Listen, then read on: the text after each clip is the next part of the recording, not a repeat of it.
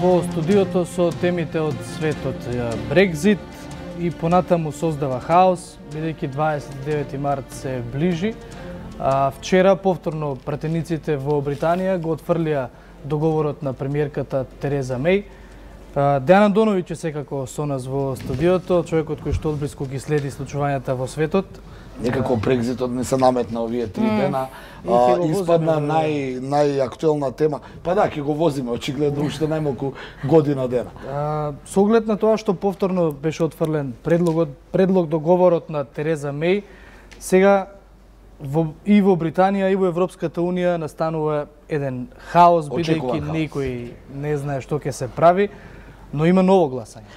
Во моментов пратениците во британскиот парламент го расправаат оној сега откако синоќ ќе беше отфрлен предлогот на Тереза Меј, кој беше и очекуван, ние го коментиравме тоа во студиото и се очекуваше на некој начин дека ќе биде отфрлен. Денешното гласање е за излегување на Велика Британија од Европската унија без договор или така наречен тврд Брекзит. Еве повторно ќе кажам, иако тие вечерва ќе гласаат веројатно околу 8 часот по наше време или 7 по нивно, сепак се очекува дека и тоа излегување пратениците ќе го отфрлат и онда се очекува откако ќе го отфрлат, ајде да не збориме однапред, но веќе се очекува дека пратениците нема да го прифатат тој така наречен тврд Брекзит, бидејќи се свесни. Па нема логика. Нема ни логика у целото дека утре останува третата опција, утре да гласаат за пролонгирање на излегувањето на Велика Британија од Европската унија, што на некој начин веќе Тереза Меј завчера во Брисел го договори со европските челници,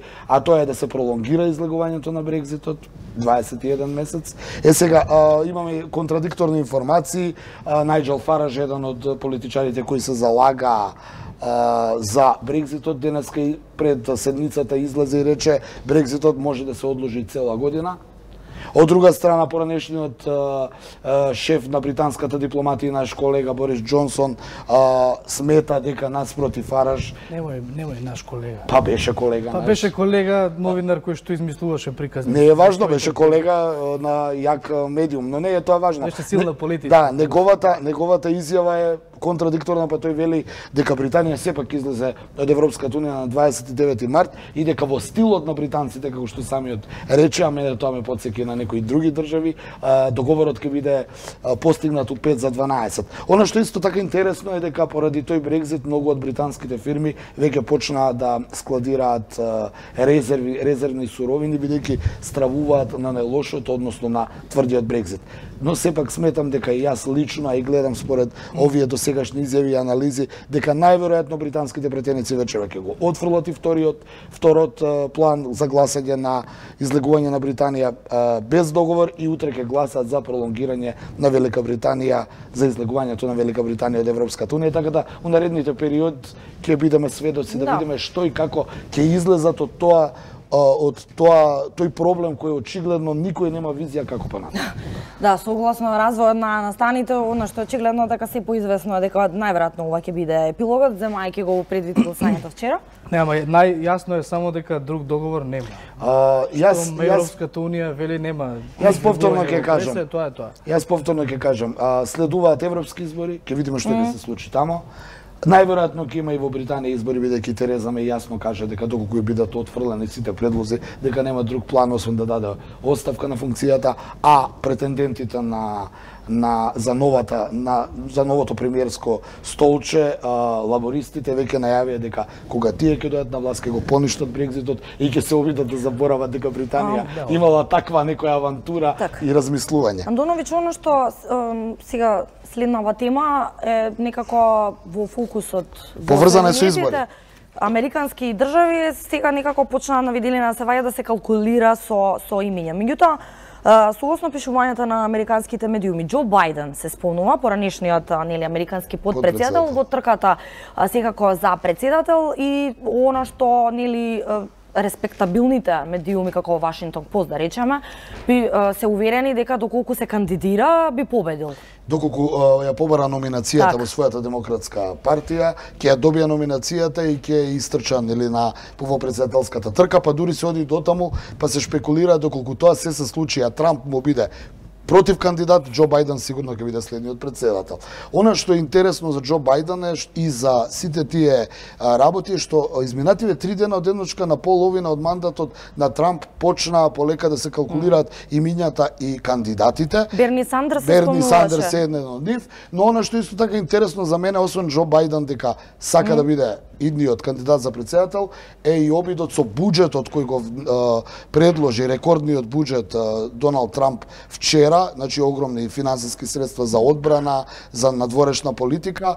Се смета дека Трамп ја почнал својата предизборна трка, бидејќи бара огромни суми на пари за новиот буџет, а всушност тоа му е во функција на претседателската трка која ќе биде во 2020 година, што на некој начин прв пат, куриозитетно, после 2 години, Трамп пројавува амбиции покрај овој негов сегашен, да кажеме, лош мандат. Не е тоа моја оценка, тоа е оценка на целиот свет. Тој преку помирувањето со Северна Кореја, преку звецкањето со оружје со Венецуела, се обидува да направи некаков рейтинг, сака да го постави оној зид кон Мексико за да го подигне својот рейтинг и со рекордниот буџет како да се подготвува полека овој мандат да го заборави и веќе да размислува што после 2020 година. Антоновиќ, кога Берни Сандерс беше против кандидат на Хилари Клинтон, може да се навратиме назад и да го поврземе на некој начин како ситуација слична на Брекзитот. Се изгласа Брекзитот, па потоа сите почнаа да се каат.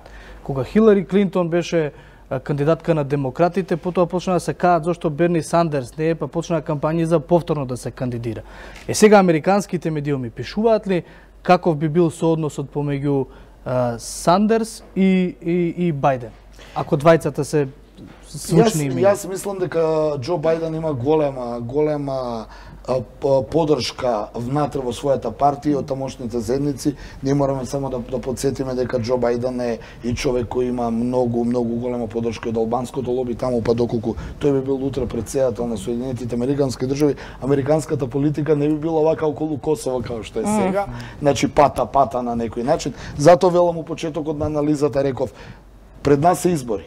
Избори во Европа, избори веројатно во Велика Британија, избори веројатно во Франција, избори веројатно во Германија, избори веројатно во Соединетите американски држави. Кога ќе дојдат новите гарнитури на власт, тие поинаку сето тоа ќе го играат. Светот се менува, за разлика од порано кога можеше се направи светската доктрина на 10 или 20 години, ми се чини дека сега ќе ја прават од година во година. Сега во моментов ништо не е решено. Балканот се уште има проблем со косовското прашање, со босанското прашање, ние некако го решивме сега за сега, но има проблем со руското мешање, има проблем со Брекзит, со жолтите елеци, со заминувањето на Меркел, што понатаму со Европската унија. Значи, у наредните 2 години многу работи светот ќе се смени. Ќе има уште многу што да анализираме во отвореното студио 1 заедно со тебе Дејан Андоновиќ. Ти благодариме секако за овој разговор. Почитувани, ние тука со колегата Чаловски се одјавуваме, но повторно се гледаме во 17 часот. Останете со 1 ТВ, следуваат вестите и количката Елена Џогуманова.